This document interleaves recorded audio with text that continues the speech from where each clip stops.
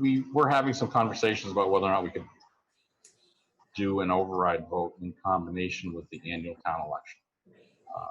There are a lot of challenges with that, and Ellen did a lot of work researching different questions around it, and I appreciate that effort. Our concerns, my concerns, speaking only for myself right now, are that it becomes difficult to hold an election safely with the turnout that we want and expect to see on an override vote. We will have some expense if we schedule the override as a separate election, but we'll also have additional expense if we try and do it on the 29th. No, Jeff, you wouldn't be reprinting ballots. The ballots that have been printed for April 6th are the ballots that we are using.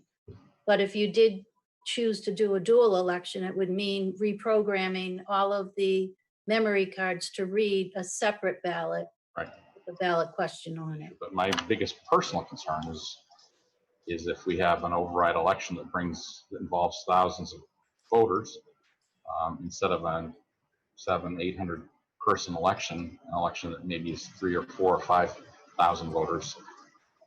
It's a lot harder to manage in our space right now in a safe manner, no matter how many people we get coming in. I would prefer not to have a dual election on June 29th because of the logistics of where we vote in our new polling location, and the fact that we have to stay 6 feet apart. And if we did a dual election, I'd have to have double the election workers, and there's no space in the town hall to do it safely. And we would have to, in my opinion, be open from the full polling hours, 7 a.m. to 8 p.m. if you're going to ask for an override. With the virus going around, they're recommending shorter polling hours, social distancing, voting by mail. So my request tonight would be for the board to vote to just have the one election on June 29th with the reduced polling hours, 11 to 2, closed for 2 hours for cleaning, and then 5 to 8.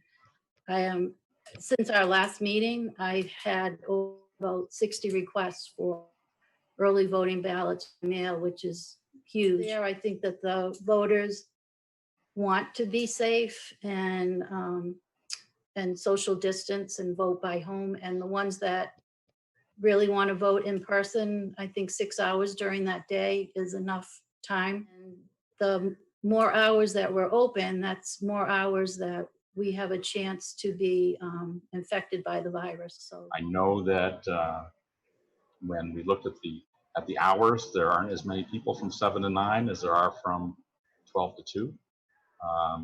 But it's a sizable number compared with some of the other hours, and the concern expressed by multiple people who would, in their comments, was that that's the only time that I can vote. I don't have flexibility the rest of the day. The 7 to 9 hours, the numbers don't support us being there, and I don't want to be open from 7 to 9. I want people who can only vote during those times to take advantage of the vote by mail. So, yeah, and I mean, Jeff, I absolutely see where you're coming from. Personally, if this is Ellen's recommendation, then that's something that holds a ton of weight with me. So at this time, I'd like to make a motion that the hours for the election to be held on June 29th be from 11 a.m. until 2 p.m. with a break, and then again, polls will be reopened from 5 p.m. until 8 p.m. Selectman Kelly? Aye. Selectman Whiteack? Aye. Thank you. And Selectman Johnson, aye. The motion is carried unanimously, and we have election hours.